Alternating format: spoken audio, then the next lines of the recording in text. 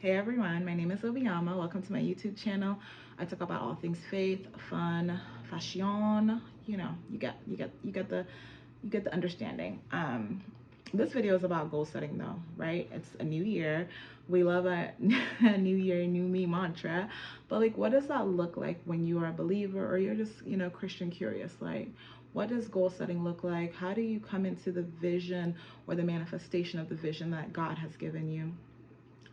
So for me, each year the Lord speaks to me. He speaks to me in several ways. He can give me a phrase, he can give me an understanding, he can impress something in my heart. Last year's word for 2022 was intimacy. So I knew he was calling me into a deeper level of like consecration, a deeper level of pruning, a deeper level of holiness, but also a deeper level of just relationship with the Holy Spirit. And that was uncomfortable to say the least.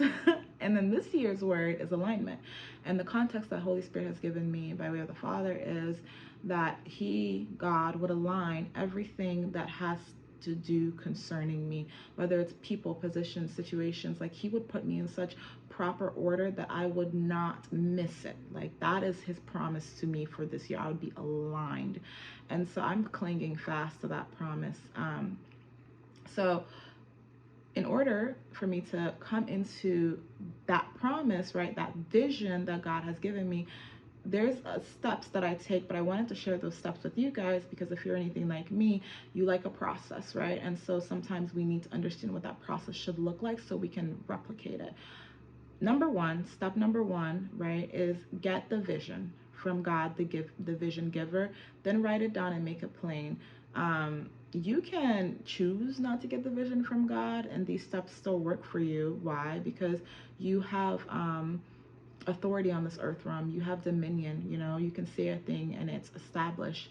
But I like to align my vision with God's vision because there's angelic assistance and backing that comes from heaven to manifest that thing, as opposed to when I'm doing things in my own strength. And I reap the reward of my own strength as opposed to the strength of heaven undergirding that desire. So get the vision, write it down, make it plain, right? That's step one. And then step two is write down the steps to get to that vision. So my vision from the Lord, like I said, is alignment. An example of steps to get to that vision: prayer, fasting. Why? Because I want to kill my flesh so that if opportunities for out misalignment come up, I can't take them because I am so in tune with what the Spirit is saying, right? Other things that would require or steps to get in alignment is making sure that I am in right association, right? If God called me to cut off people, if God called me to come into relationship with people, right, I'm obedient. Like obedience is not optional. Obedient is required because obedience is how you come into alignment. So write down the steps for you to get into the place and then the vision that God has called you to get to, right? And then the third thing is do it, right? Pray. Pray when it's convenient, when it's not convenient. This is just based on my example, right? Fast when it's convenient, when it's not convenient, it's never convenient. Forgive the person that God told you to stay in relationship with. And then let go of the people that God told you not to stay in relationship with. Let it go, right? Like stop clinging to the old thing, Obiama. Like that's what I would do if that was the issue or my situation. So step number three is do the work. And then step number four is be grateful, right? Be grateful. Be grateful for the thing that God has told you is to come, because in the realm, in the reality that God exists, that thing is already done, right? I was listening to a podcaster and she was talking about the fact, and it's just a good point to hone in on, the fact that if God has said something, it's already done, right? You're not praying, hoping, and wishing on what is not yet true. God can only say what is true. So the moment that the promise leaves heaven's throne room, it's already been done. It's already established. It's already real. It's already a thing, right? That's why people can manifest. That's why people can, outside of the power that God gives, bring forth realities, because those things already exist. It is the willingness or the partnership with you as a spirit being that makes that thing pull from you know, eternity into the reality of time that you and I exist in. And so we thank God for what is already done, because we know that we can enter his courts with thanksgiving and praise, right? So thanksgiving gives us access to the Father. If I have access to the Father, then I have access to expedition of the promise, right?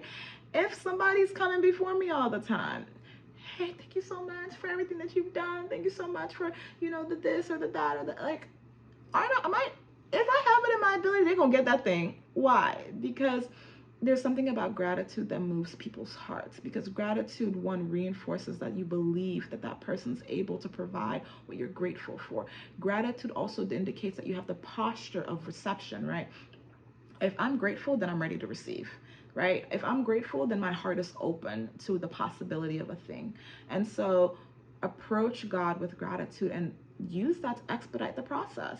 But just wanted to share that with you guys. I know it's not a super long video, but that's how I set aside some, you know, I manifest what the Lord's plans for my life. Again, number one, write the vision, make it plain. Make sure that vision is from God.